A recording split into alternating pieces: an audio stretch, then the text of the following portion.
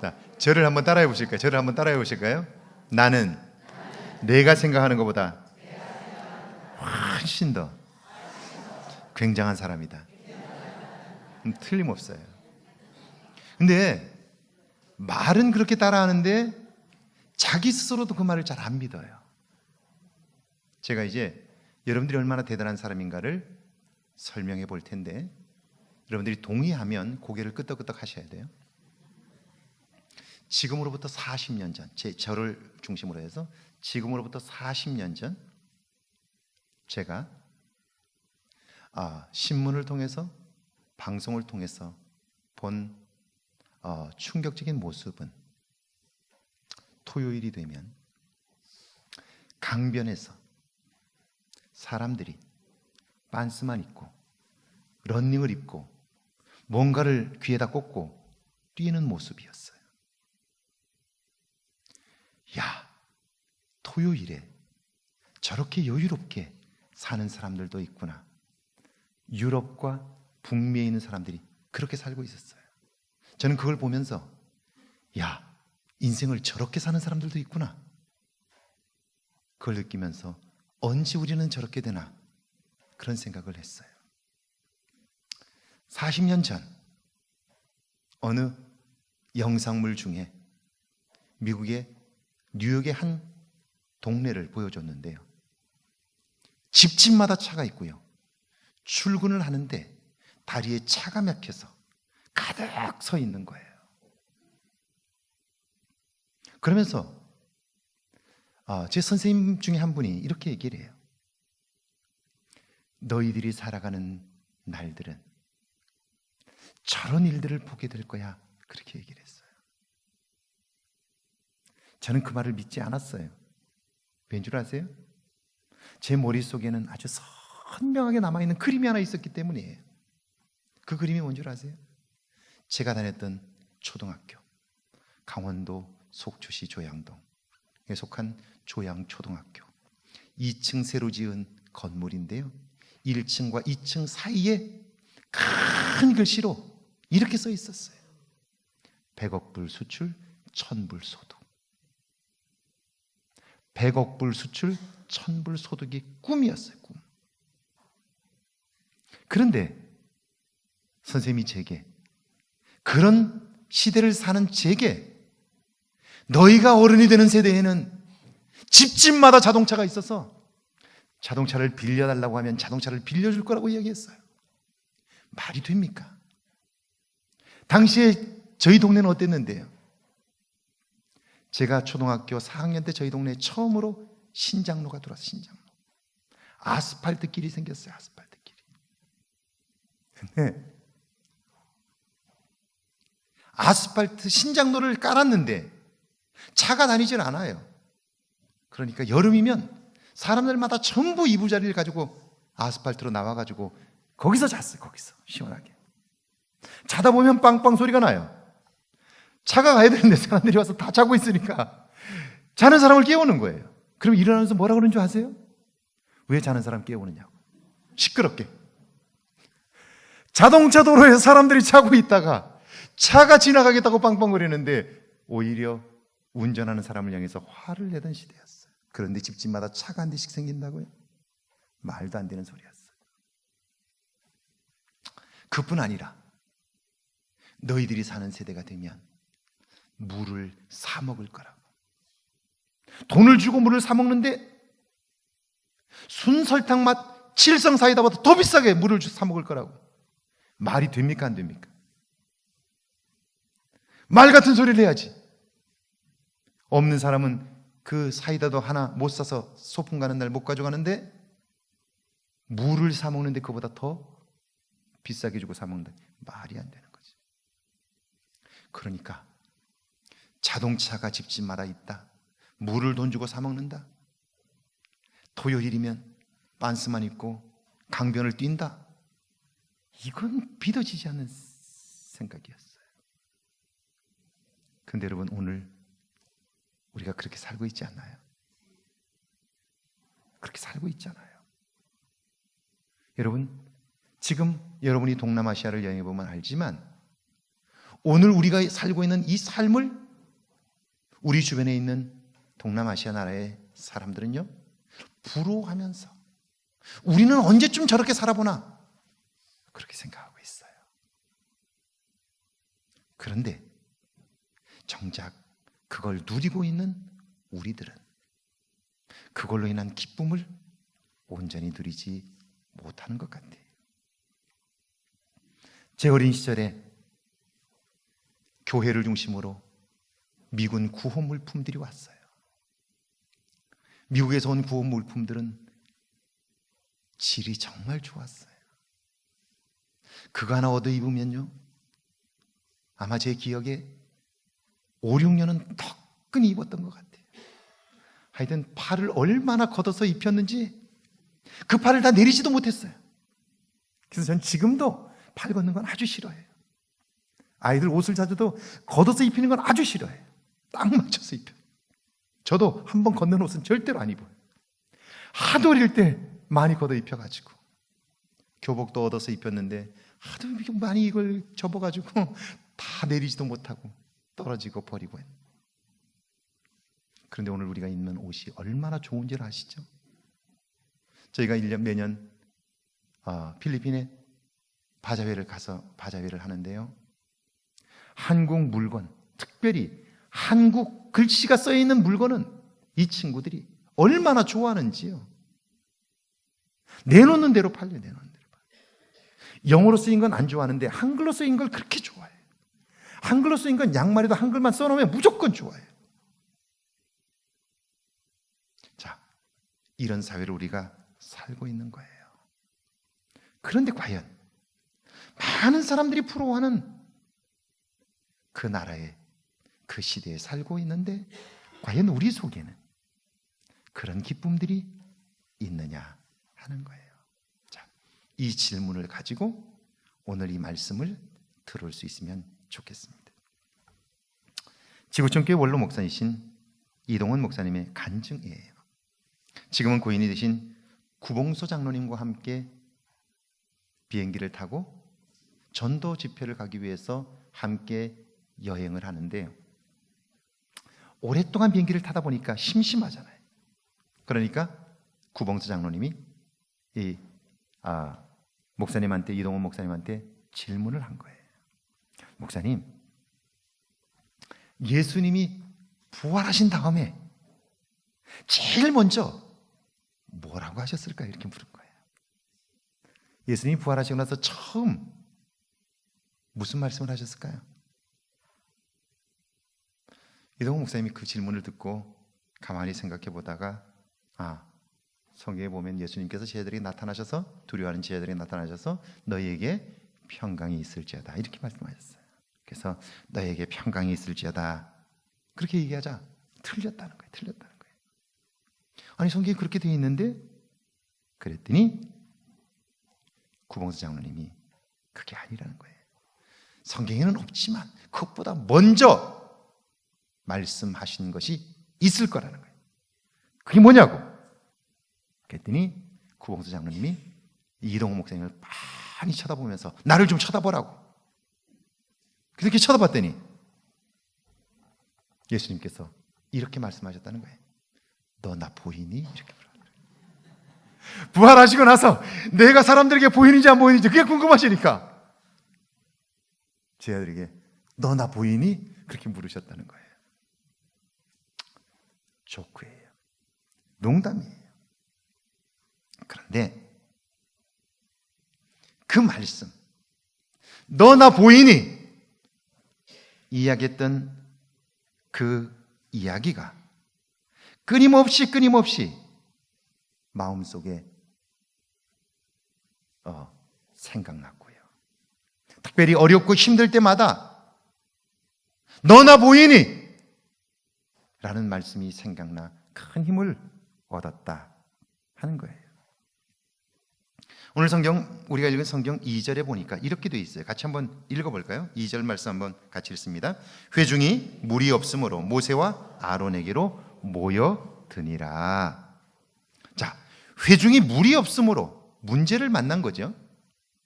그래서 그들이 모세와 아론에게로 모여들었다 이렇게 되어 있어요. 그런데 여러분, 지금 그들이 있는 곳이 어디일까요? 그들은 지금 어디에 있는 걸까요? 그들이 있는 장소가 어디냐면 가데스라고 하는 곳이에요. 성경에는 가데스 바네아라고도 되어 있지만 그들이 지금 있는 그곳이 가데스라고 하는 지역이에요. 가데스라고 하는 지역은 그들의 삶에 있어서 굉장히 중요한 장소예요. 특별히 40년의 광야 생활 속에서 잊어서는 안 될, 잊을 수 없는 장소예요. 사실 그 장소를 잊어버리면 그들은요, 끊임없이 고생할 수밖에 없는, 그러니까 그들이 서 있는 자리, 이 가데스는 잊어버리면 안 되는 장소예요. 왜냐하면요, 그들은 애굽에서 나와서 처음 정착했던 곳, 새로운 미래를 이야기하고 꿈을 꾸며 하나님이 하실 일들을 함께 나눴던 곳이 바로 가데스였어요. 원래 하나님의 계획은요, 애굽에서 나온 이후에 이 가데스까지 인도하시고 나서 하나님의 계획은요, 이 가데스에서 바로 북쪽으로 올라가 약속의 땅 가나안에 이르게 하시는 것이 하나님의 계획이었어요. 그런데 그 백성들이 말해요. 모세요, 우리가 들어가야 할 땅 가나안은 우리가 잘 알지 못하니 우리의 지파별로 지도자 한 사람씩을 세워 그들로 하여금 그 땅을 탐지하게 하자, 그렇게 얘기한 거예요. 여러분, 애굽에서 나올 때에 그들이 가는 땅을 탐지하고 왔나요? 그렇지 않아요. 하나님이 이끄시는 대로 온 거예요. 그러면 가데스에서 하나님이 또 어디로 인도하시는지, 하나님 인도해 주세요, 우리는 따라갈게요, 그러면 되는 거예요. 그런데 그 똑똑한 백성들이 말하는 거예요. 우리가 들어가야 할 그 가나안 땅은 우리가 알지 못하니 지파별로 한 사람씩 정탐꾼을 세워 그 땅을 탐지하고 올라가자, 그런 거예요. 하나님의 계획과는 달랐어요. 하나님은 그런 그들이 탐탁지 않았어요. 그런데도 그들이 하나같이 이야기를 하게 되자 결국 하나님은 그들의 의견을 받아들여주게 돼요. 12명의 정탐꾼을 가나안 땅에 보냈어요. 그 다음은 우리가 알고 있어요.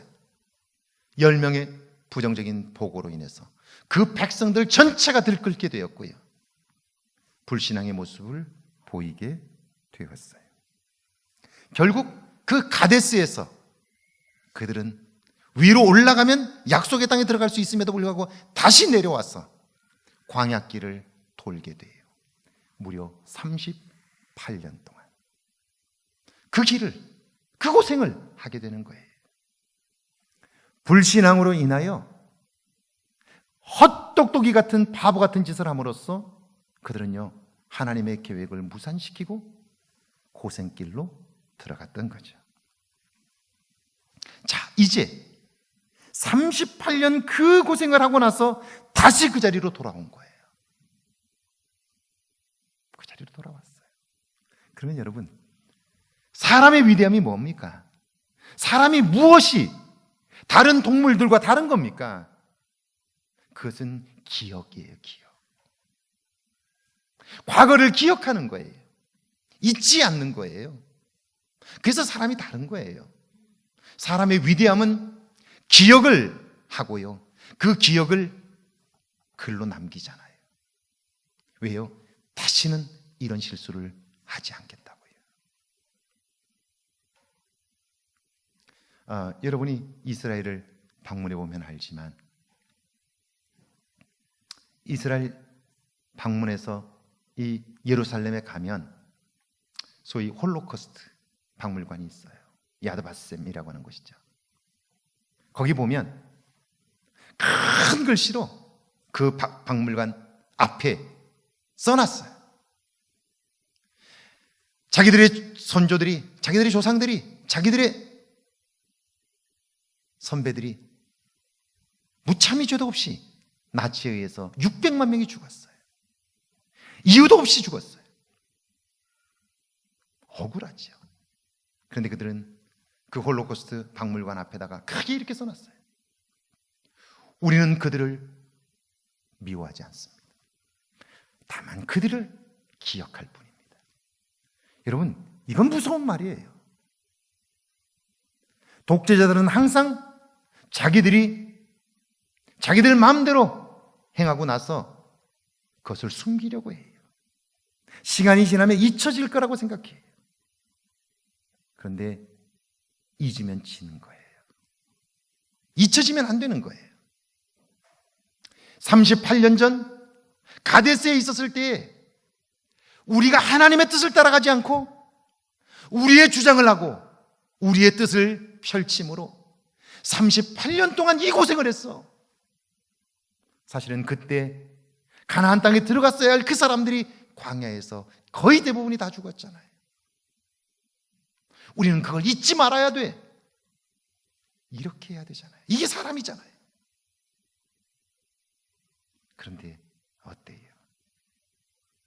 38년 동안 그 고생을 하고 다시 그 자리에 왔어요. 그런데 그들은 38년 전 그 사건을 다 잊어버렸어요. 누구도 기억하지 않는 거예요. 결정적인 문제가 있어요. 뭘까요? 왜 그들은 38년 전 그 사건을 기억하지 못할까요? 왜 그들은 38년 동안 그 고생을 하고도 왜 똑같은 일을 반복할까요? 이유가 뭘까요? 함께 하시는 하나님을 보지 못하기 때문이에요. 그 하나님을 놓쳐버렸기 때문이에요. 하나님은 함께 하셨지만 함께 하시는 하나님을 보지 못했기 때문이죠. 그래서 3절 한번 같이 읽어볼까요? 3절 함께 했습니다. 백성이 모세와 다투어 말하여 이르되 우리 형제들이 여호와 앞에서 죽을 때에 우리도 죽었더라면 좋을 뻔하였도다. 물이 없어서 그들은 또다시 불평해요. 차라리 죽었으면 좋았을 것을 왜 우리를 여기까지 끌고 와서 이 고생을 시키느냐고. 우리의 선배들이 죽었을 때 그때 우리도 죽었더라면 좋았을 걸 그러는 거예요. 근데 여러분, 이렇게 말하는 사람에게 그럼 오늘 같이 죽자고 그러면 뭐라 그럴까요? 죽으라고 그랬다고 또 아마 또 펄펄 뛸 거예요. 제가 신방 갔더니 누가 그런 얘기 하더라고요. 어머니가 하도 죽겠다고 그러면서 아이고 나 이제 약만 먹으면 내가 죽을 수 있는데 약을 안 사줘 못 죽는다 그래가지고 하도 시끄럽게 그래가지고 약을 사다 줬대. 무슨 약을? 밀가루 담아가지고 봉지에다 담아가지고 줬더니 그 약을 받자마자 아무 소리 안 하고 있더니요 나왔더니 몰래 화장실에 갖다 버렸대. 죽고 싶어서 그러는 게 아니에요. 불평을 하는 거예요. 그게 몸에 배어 있는 거예요. 여기 4절 한번 읽어볼까요? 함께 읽습니다. 너희가 어찌하여 여호와의 회중을 이 광야로 인도하여 우리와 우리 짐승이 다 여기서 죽게 하느냐.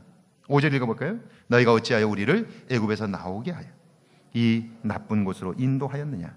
이곳에는 파종할 것이 없고 무화과도 없고 포도도 없고 석류도 없고 마시는 물. 자 보세요. 그들이 불평하면서 말하는 거예요.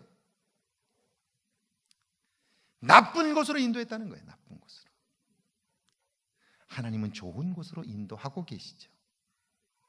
특별히 여러분, 아무리 좋은 곳에 있어도 우리의 마음이 그것을 좋은 것으로 받아들일 수 없다면 이 세상에 어디에도 좋은 것은 없는 거예요. 오늘 우리가 누리는 것이 얼마나 대단한 것인지 우리는 잘 몰라요. 그런데 여러분, 조금만 여러분이 여행을 해보면 오늘 우리가 누리는 것들이 얼마나 대단한 것인가를 알게 돼요. 지금 남미에는 캐러반 행렬들이 지금 미국을 향해서 오고 있어요. 그게 세 그룹 정도로 지금 나뉘어서 오고 있는데요. 엘살바도르, 과테말라, 온두라스 이런 나라에서 폭력에 희생되고 그리고 억압당하고 먹을 것이 없어서 굶주리는 사람들이 미국을 향해서 오고 있는 거예요. 대략 1000명, 1500명, 2000명, 3000명 단위로요. 미국에 가서 살겠다고. 지금 물을 건너고 산을 건너서 한 달 넘게 지금 행진을 하고 있어요. 엄청난 고통을 겪고 있어요. 가는 동안에 먹지 못해서 쓰러져 죽는 사람들이 생기고요. 질병으로 고통받는 사람들이 생기고요. 그래요. 그런데도 그들은 그 걸음을 멈추지 않아요. 미국을 향해서 가고 있어요. 그러니까 중미에서 시작된 캐러밴 행렬이 위로 올라가고 있는데요. 멕시코를 통과하려고 하니까 멕시코가 난처해졌어요. 인권을 위해서는 막지 말아야 되는데 그런데 미국이 비난을 하고 있어요. 그들을 통과시키면 가만히 있지 않겠다고 위협을 하고 그래요. 인권을 위해서는 그들을 받아들여줘야 되는데 그런데 현실적으로는 그들을 가로막아야 하는 어려움에 처해 있어요. 여러분 지금 유럽 나라들이 난민 때문에 골치 아픈 것도 똑같잖아요. 현실적으로 그래요. 우리가 인권을 이야기하지만 그 이후에 생길 문제들을 생각해 보면 그건 쉬운 문제가 아니에요. 지난번 어떤 분을 만났더니 익산에서 교통사고가 났어요. 몸을 다쳤어요. 차가 완전히 망가졌어요. 그런데 보상을 한 푼도 못 받아요. 왜냐하면 우리나라에 있는 외국인 근로자인데 불법 체류자예요. 자동차가 등록되어 있는 자기 차가 아니에요. 대포차예요. 우리나라에만 벌써 대포차가 몇만 대가 움직이고 있다고 그러죠. 보험도 들지 않았어요. 이런 문제들이 생기는 거죠. 자, 그들은 눈앞에 있는 것을 보면서 문제를 보면서 우리를 나쁜 땅으로 인도했다 그렇게 얘기해요. 여러분 이 생각이 고쳐지지 않는 한 그들의 삶은 달라지지 않아요. 왜 그들은 이 땅을 나쁜 땅이라고 말할까? 그것은 땅이 나쁘기 때문이 아니라 하나님을 볼 수 없기 때문에 그래요. 하나님을 보지 못하기 때문에 그런 거예요. 여러분 우리가 어린 시절에 살았던 삶을 기억해 보세요. 그러면 오늘 우리가 사는 삶이 얼마나 풍요로운가를 알 수 있어요. 그리고 우리가 얼마나 대단한 삶을 살고 있는가를 알 수 있어요. 그런데 우리는 과거를 다 잊어버려요. 그리고는 오늘 여전히 내 삶에 풀리지 않은 문제들, 여기 보니까 파종할 것도 없고 무화과도 없고 포도도 없고 석류도 없고 마실 물도 없다 이렇게 없는 것만 계속해서 얘기해요. 그런데 생각해 보세요. 만약 그걸 위하여 농사를 지으라고 말했다면 그들은 불평이 없었을까요? 힘들어서 죽겠다고 말했을 거예요. 그런데 38년 오는 동안 그들이 농사를 지었나요? 그들이 땀 흘리고 수고했나요? 농사를 짓지 않으면 죽어야죠. 그런데 죽었나요? 살았잖아요. 어떻게 살았을까요? 하나님이 도와주셨기 때문이죠. 할렐루야. 그럼요. 그 하나님을 놓친 거예요. 그러니까 끊임없이 없는 것만 이야기하고 있잖아요. 여러분 오늘 우리의 삶 속에 여전히 부족한 것이 있어요. 여전히 문제는 있어요. 그러나 우리가 다 잃었다고 해도 우리가 다 빼앗겼다고 해도 우리에게 하나님만 계시면 우리가 하나님을 볼 수만 있다면 우리의 삶은 새로워질 수 있는 거예요. 왜냐하면 하나님은 모든 것을 하실 수 있는 분이기 때문이죠. 자, 그들은 이걸 이미 경험했어요. 출애굽기 15장에 보면 수르 광야에서 사흘길을 가요. 그런데 사흘길을 가다 보니까 사막을 사흘길을 가다 보니까 목이 마른 거예요. 얼마나 물을 마시고 싶었을까요? 그런데 물이 나왔어요. 근데 그 물은 먹을 수 없는 쓴물이었어요. 마라라는 지역에 있는 물이었죠. 결국 기대했던 대로 되지 않자 그들은 또 원망해요. 그런데 여러분 원망함으로써 그들이 하나님이 하신 놀라운 일을 보지 못하는 거예요. 거기서 불과 얼마 떨어지지 않은 곳에 엘림이지요. 물샘이 12이나 있고 종려나무가 70그루나 있는 오아시스가 있어요. 조금만 더 갔더라면 오아시스를 만나 기뻐할 수 있는데요. 그런데 그들은 그 오아시스를 앞에 두고 불평과 원망을 함으로써 결국 하나님의 징계를 받게 되지요.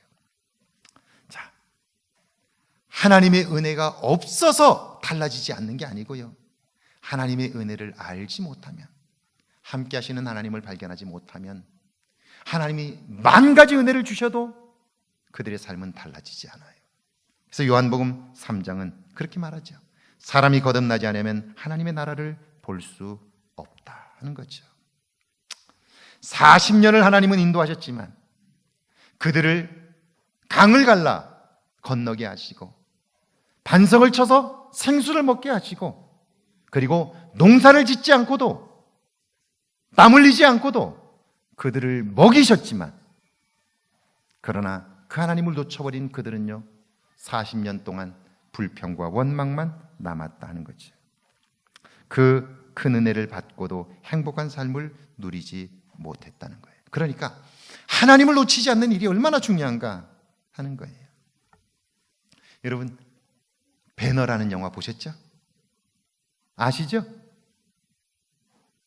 오래됐죠? 예, 오래돼서 잘 기억이 안 나실 수도 있어요. 그러나 배너는 지금 봐도 감동적이에요. 여러분 스토리 다 아시지만 한 동네에 아주 친한 두 친구가 있죠. 그들은 함께 꿈을 나누면서 서로 의지하고 성장을 하다가 결국 성장해서 자기들의 목적을 따라 다투게 되고, 결국 배너와 권력투쟁을 했던 그의 친구 메살라가 그를 노회선에 태워버리죠. 노회선에 타서 적어도 한 시대 주름을 잡고 나 세계를 움직이려고 했던 그 배너가 이제는 한 사람의 노예가 되어 배 밑창에서 어디로 가는지도 모르는 배를 젓고 있는 거예요. 정말 복수심이 불탈 수밖에 없고요. 그리고 그 노를 젓는 노예들을 정말 잔인하게 학대하잖아요. 모르면 그 일을 당하지만 알고 당하기는 정말 힘들어요. 배너가 그 배 밑에서 노를 젓고 있어요. 그런데 갑자기 바람이 불기 시작하고 파도가 치기 시작하니까요, 결국 자기를 잔인하게 매질하던 군인들, 그리고 그 배를 지휘하던 총사령관, 그들이 어쩔 줄을 모르고 흔들리고 있어요. 배가 흔들리는 그 순간 자기를 붙들고 있었던 총사령관 배너가 그를 구출해 주지요. 총사령관이 의구심을 가지고 그에게 물어요. 그가 너무나 노예이면서도 당당하고요, 그 눈빛이 빛이 나는 거예요. 그래서 묻는 거죠. 네가 나를 살려주는 이유가 뭐냐? 네가 이렇게 하는 이유가 뭐야? 그러자 배너가 유명한 말을 하죠. 정말 배너에서 명대사지. 내게는 아직도 하나님 앞에서 지켜야 할 약속이 있습니다. 그는 비록 노예로 전락해서 배 밑창에서 노만 젓고 있지만, 그러나 그의 시선은 하나님을 향하고 있는 거예요. 이제는 그러다가 죽을 수밖에 없어요. 그러나 배너는요 하나님을 바라보고 있는 거예요. 너는 어떻게 노예 주제에 눈빛이 하나도 살아있느냐? 넌 어떻게 너를 학대하고 매질을 하는 나를 살려주느냐? 배너의 대답이에요.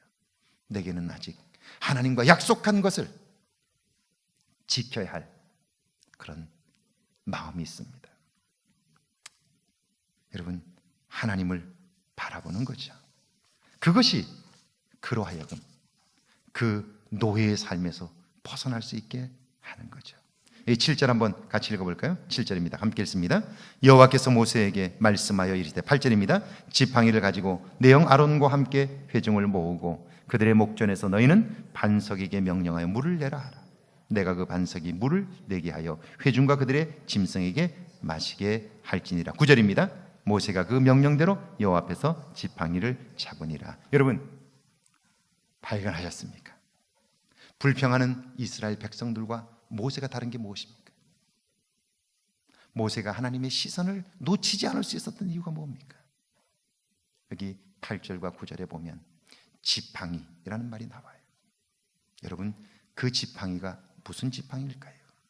그 지팡이는요, 출애굽기 4장에 나오는 지팡이인데요, 그가 하나님을 의심했을 때, 하나님을 믿지 못했을 때 하나님께서 그에게 내 손에 든 것이 무엇이냐? 지팡이입니다. 던지라. 던졌더니 뱀이 되었어요. 잡으라. 잡았더니 다시 지팡이가 되었어요. 그 지팡이예요. 하나님의 능력을 경험한 지팡이, 하나님의 역사를 경험한 지팡이, 그 지팡이가 그의 손에 있었던 거예요. 사람들은 모두 다 내게 없는 것만 가지고 이야기해요. 그러면서 불평을 해요. 틀린 말은 아니에요. 그런데 모세는요, 자기에게 가지고 있는 것, 그것을 가지고 하나님 앞에 서요. 그것으로 하나님의 역사를 이루게 되는 거예요. 그걸 놓치지 아니하므로 결국 그의 시선을 하나님에게서 거두지 않았다는 거예요. 사랑하는 여러분, 우리에게는 하나님을 경험한 지팡이가 있어요. 여전히 문제는 있고 여전히 부족한 것들은 있어요. 그러나 사람들이 볼 때 우리는 가진 것이 별로 없는 것 같지만 우리에게는 여전히 가지고 있는 게 있어요. 그게 뭐죠? 하나님의 지팡이예요. 어떤 사람에게 그 지팡이는 질병에서 치유받은 것일 수 있고요, 어떤 사람에게 그것은 응답받은 것일 수 있고요, 어떤 사람에게 그것은 물질일 수 있고요, 자녀일 수 있고요, 건강일 수 있고요, 회복받은 은혜일 수 있고요, 기쁨일 수 있고요, 그리고 우리가 하나님께로 받았던 그 모든 것들이 우리의 삶에 있는 지팡이예요. 여러분은 그 지팡이를 기억하십니까? 그 지팡이를 손에 들고 있습니까? 그걸 통해서 우리는 하나님을 향한 시선을 놓치지 않을 수 있는 거예요. 그러지 않으면 결국 우리는요, 하나님과 동행하지만 불평과 원망에 사로잡혀 살 수밖에 없게 되는 거죠. 하나님의 지팡이를, 양을 치던 지팡이였어요. 그런데 하나님을 경험한 이후에 그것은 하나님의 지팡이가 되었어요. 그 지팡이를 놓치지 말아야 하는 거죠. 할렐루야. 그 지팡이를 놓치지 말아야 되는 거예요. 우리에게는 그 지팡이가 있는 거예요. 제게도 그 지팡이가 얼마나 많은지 몰라요. 그 지팡이를 붙들고 사니까요, 내 삶에는 어려움이 없어서가 아니라 그 지팡이 때문에 기쁨이 있고요, 감사가 있고요, 찬송이 있는 거예요. 저를 한번 다시 따라해 볼까요? 나는 내가 생각하는 것보다 훨씬 더 대단한 사람입니다. 할렐루야. 뭐가 대단해요? 내게는 하나님의 지팡이가 있기 때문입니다. 정말 저와 여러분에게 이 하나님의 지팡이로 인하여 정말 기쁨의 삶, 꿈꾸던 일들을 이루시는 하나님의 은혜로 인한 기쁨이 여러분에게 있기를 주의 이름으로 축원합니다.